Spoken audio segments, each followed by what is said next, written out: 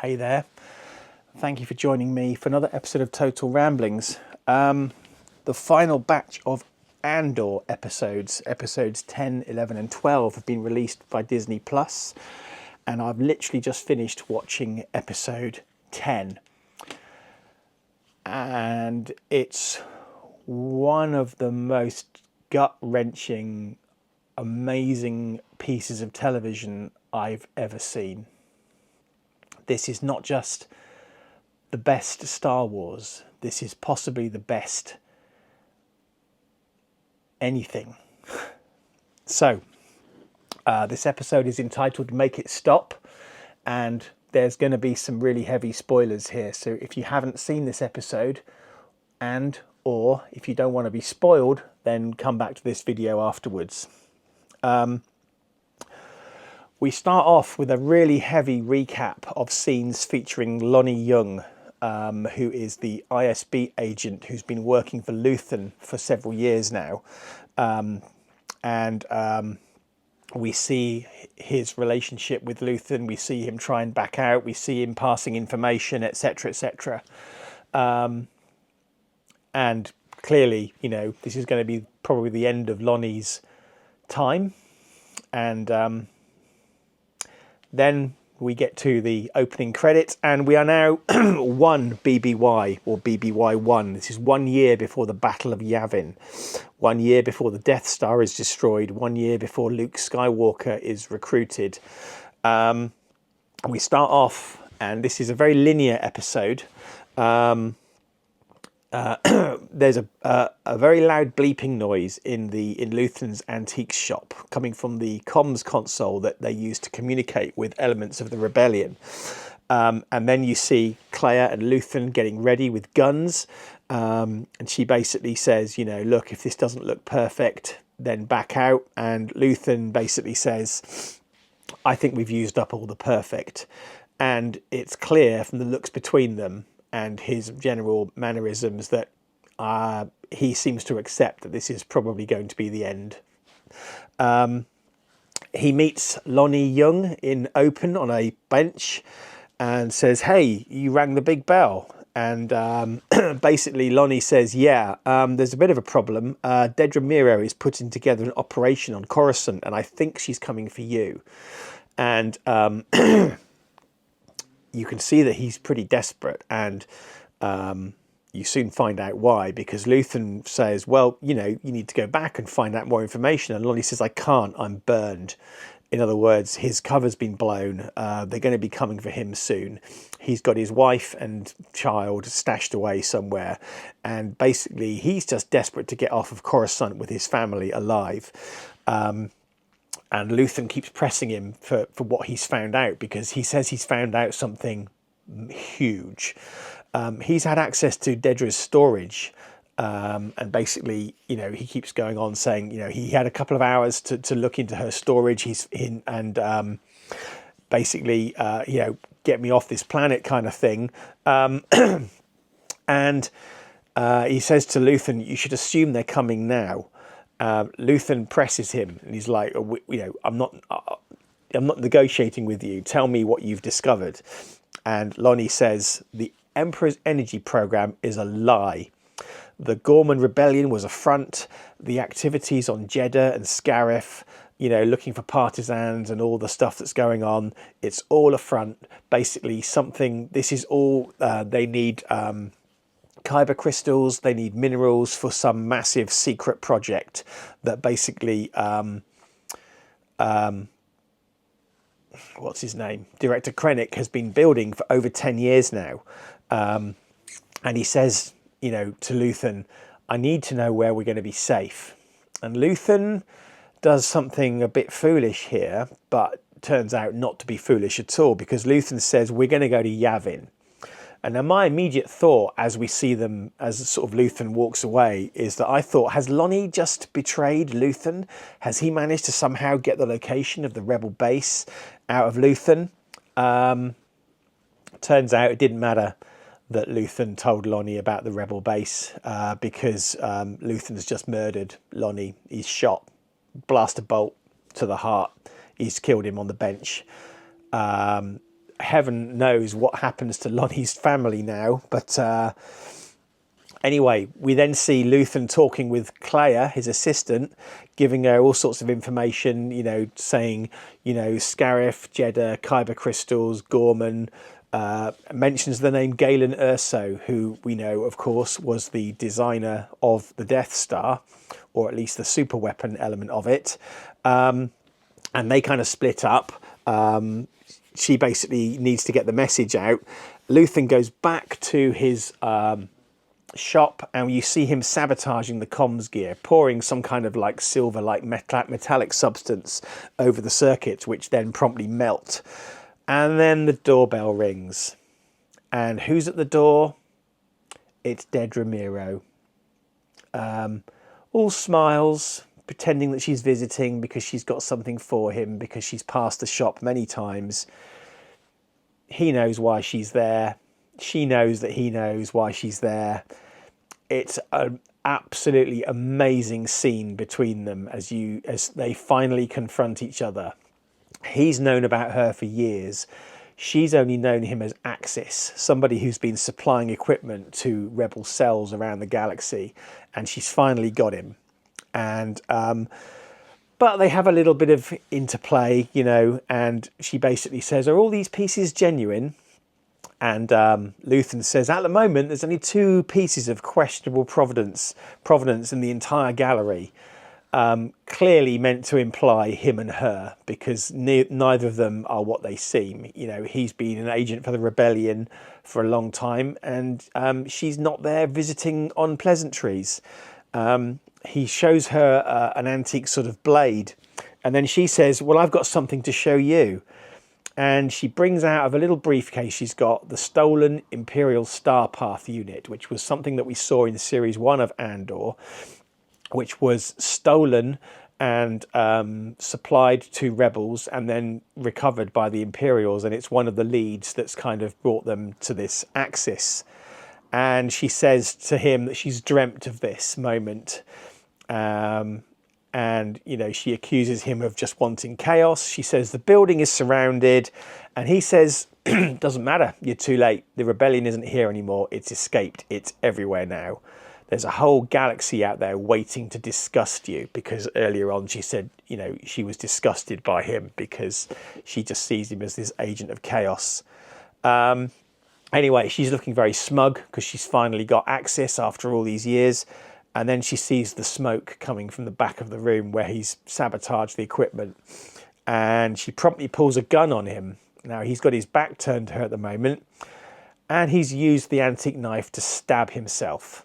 Dedra obviously panics at this point because she needs him alive. And we know from Imperial interrogation techniques that, not many people can withstand interrogation, and he will be telling them everything very soon. Anyway, she calls in an emergency medical team, and Clea's outside and watches the little shuttle lift off. We then flip to the Imperial Security office, and Partagaz is there.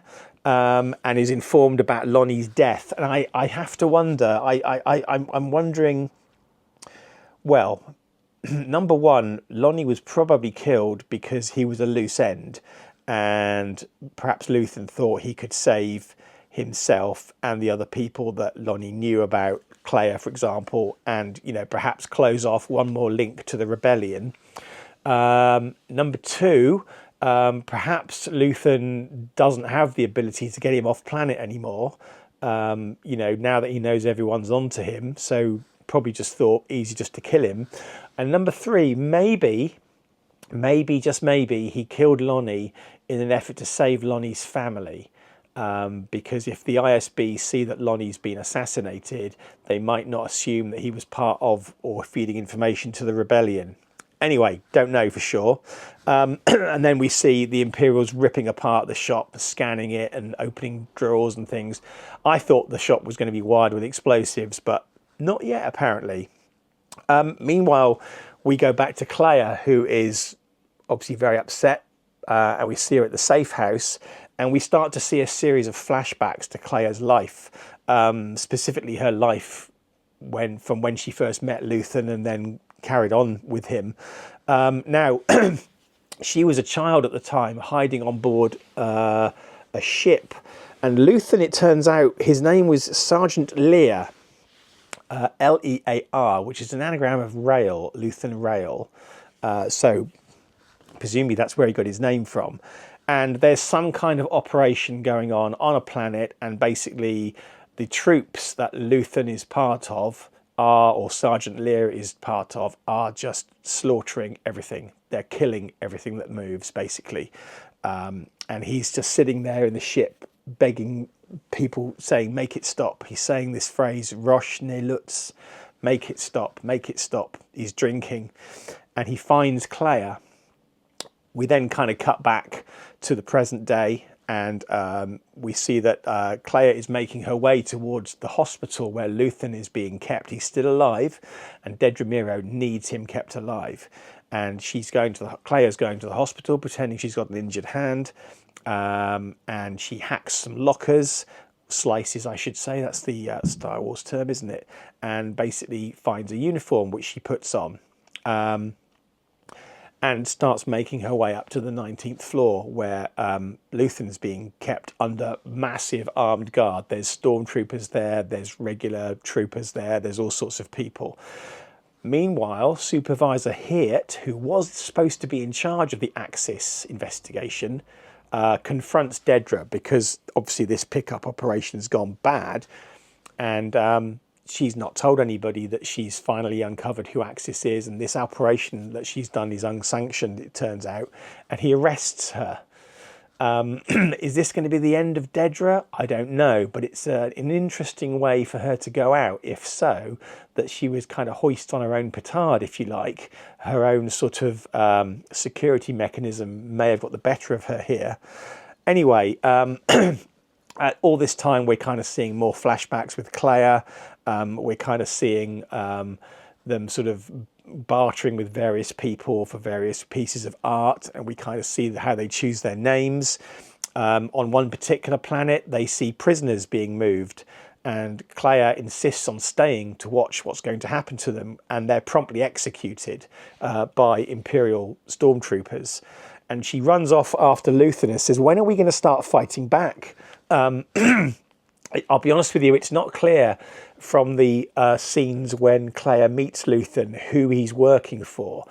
It doesn't look like an Imperial uniform, but but whoever he is working for they're slaughtering everybody. So you'd think, was he part of an Imperial force? Is he like local police authority? I don't really know, if I'm honest with you. I might have to watch this bit again. Anyway, she says to him, when are they going to start fighting back against the Empire? And he says, well, we already have started fighting back, but we have to bide their time until they're ready. And you kind of see through a couple of scenes that he's teaching her sort of life lessons. And in one part, they sort of blow up an Imperial checkpoint, and he's kind of saying to her, we've got choices to make here, and we have started fighting back. And then kind of tying in with this scene where they use a detonator to blow up an Imperial sort of convoy, if you like. We then see Clea using a similar device to blow up vehicles in the hospital as a distraction. The troops on the floor all rush out to what the hell, what's going on. She shoots her way through a few troopers to get to Luthen, and then it's been obvious for a while now that she's going there to kill him because he knows too much and he's too much of a loose end. And she goes into the room and she disconnects Luthen's breathing apparatus, and he dies. And with a tear running down her face, she kisses her head, and then we have a very long fade out of Luthen's body to end the episode. And that's the end of Luthen Rail. Died at his own hand, as I suspect he always knew he would. Died just as the Imperial net was closing in on him. Ultimately, of course, was ultimately finished off by Clea because he knew too much and he was presumably too dangerous to keep alive. And no doubt this is something they'd agreed between them, that they, if I'm captured, you're going to have to make sure that I'm dead. But very sad moment. When you see his sort of lifetime of experience fighting the Empire and kind of teaching her, and and all the subterfuge and all the thinking back to all the scenes that we've had with Luthen meeting with the likes of Saw Gerrera and Mon Mothma and all the other sort of Andor, Andor not in this episode at all. Cassian Andor not in this episode of his own show, but this was an episode that needed to be told, of kind of how Luthen got into this fight, and then ultimately how he ends this fight, because he doesn't live. He possibly knows about the Death Star now. He certainly knows about Galen Erso, but he doesn't live to see the Battle of Yavin. He doesn't live to see the first Rebel victories. He spent all this time setting up the rebellion for future success. And as he said in his speech in the first series, he sacrificed his life and his morals for a sunrise he knows he'll never see. And absolutely fantastic piece of television. Absolutely brilliant. I'm very sad that we only have 2 episodes to go of Andor. And I'm very worried about spoilers on the internet. So I am going to go and watch the last 2 episodes now and do my next 2 reviews before I go and read anything that I don't want to be reading. So it's